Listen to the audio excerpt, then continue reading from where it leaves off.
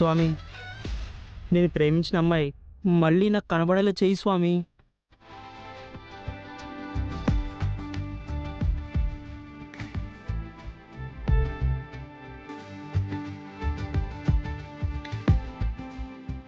ఏంటి, గర్భగుడిలోకి రాకుండా ఎంట్రీలోనే కోరికలు కోరుకుంటున్నాను అనుకుంటున్నావా? ఏం చేయను స్వామి, లవ్వు. నేను కోరబోయే కోరిక కొంచెం అయితే ఒక్కసారి విని చూడు స్వామి.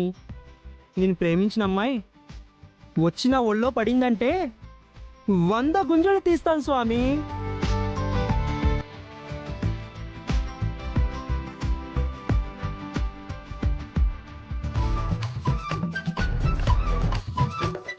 నేను అనుకోలేదండి, అనుకోగానే వస్తుందని. మా నాన్నమ్మ చెప్తూనే ఉంది, ఈ గుళ్ళో దేవుడు చాలా పవర్ఫుల్ అని, కోరిన వెంటనే కోరికలు తీరుస్తాడని. దేవుడున్నాడండి, దేవుడున్నాడు. ఏమండి మీరు? చంటినండి, అప్పుడే మర్చిపోయారా? అరే మిమ్మల్ని నేనెలా మర్చిపోతాను? అవును, దేవుడేంటి మీరు కోరిన కోరికను నెరవేర్చేశాడు అన్నారు? అబ్బాయి ఏం లేదండి. నాతో చెప్పకూడదా? టైం వచ్చినప్పుడు ఖచ్చితంగా చెప్తాను. ఎనీహౌ మీరు నన్ను మళ్ళీ సేవ్ చేశారు. మీరు గాని పట్టుకోకుండా ఉండుంటే కింద పడి నా తల పగిలుండేది. ఆ దేవుడు నన్ను మీకోసమే పుట్టించినట్టున్నాడండి.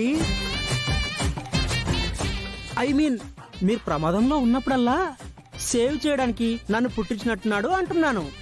మీరు భలే మాట్లాడతారండి.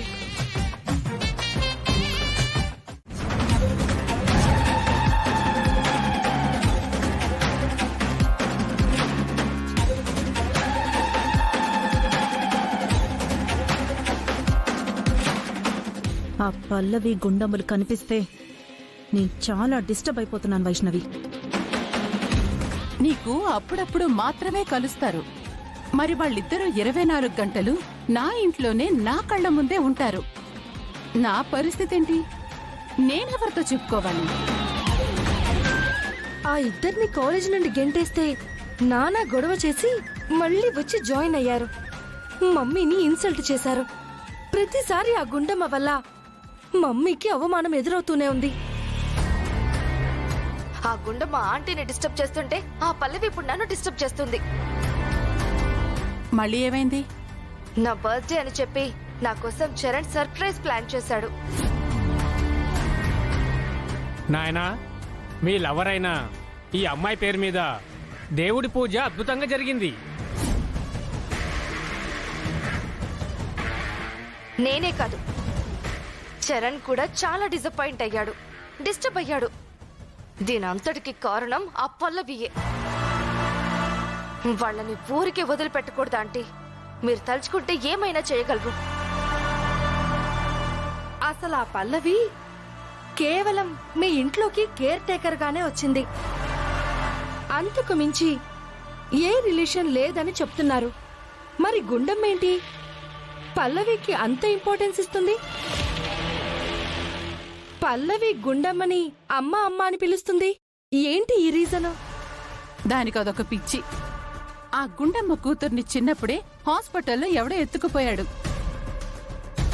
ఆ పిల్లపోయిన రోజు ఈ పల్లవి పుట్టినరోజు ఒకటే అవటం, ఈ పల్లవి కూడా ఆ గుండమ్మలాగా రుబ్బురోల్లాగా ఉండటం, ఇవన్నీ బాగా సింక్ అయ్యి చేజారిపోయిన కూతుర్ని పల్లవిలో చూసుకుని మురిసిపోతుంది ఆ గుండమ్మ. ఓహో, ఆ గుండమ్మకి సెంటిమెంట్ రోజు పల్లవి పుట్టినరోజు ఈ రోజేనా? అయితే ఈరోజు గుండమ్మ లైఫ్లో మర్చిపోలేని రోజుని చేద్దాం. ఆ గుండమ్మని కొడితే పల్లవిని కొట్టినట్టే కాబట్టి ఈ గుడిలోనే గుండమ్మని చావు దెబ్బ కొట్టి అందరి ముందు తలెత్తుకోకుండా చేద్దాం. ఎలా ఆంటీ?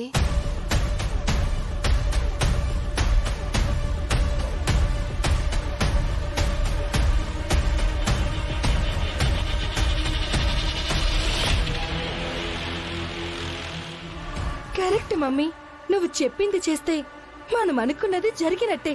పదండి.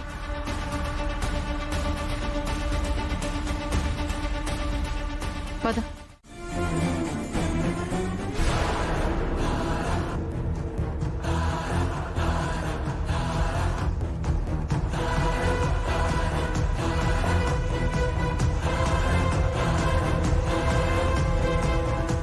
ఏమైంది సాన్వి, దొరికిందా? లేదు మమ్మీ.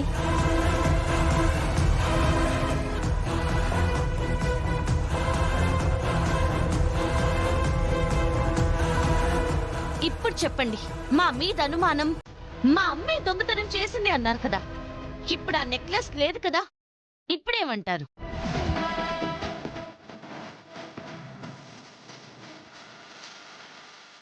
ఇదేంటి, మా కళ్ళ ముందే కదా శాన్విక గుండమ్మ బ్యాగ్లో నెక్లెస్ వేసింది, సడన్ గా ఇలా మాయమైపోయింది? తనని తోడు దొంగ అన్నారు, నన్ను దొంగని చేసి నా బ్యాగ్ చెక్ చేశారు. ఇప్పుడు నిజమేంటో తెలిసింది కదా, ఇప్పుడు చెప్పండి. చెప్పడానికి ఏముంది, మీరే చేశారేమోనని అనుకున్నాం, అలాగే అనుమానం పడ్డాం. కానీ నా నెక్లెస్ అయితే పోవటం నిజం. ఇక్కడ ఎవరో కొట్టేశారు. మమ్మీ, వెతుకుదాం పదండి. ఆగో,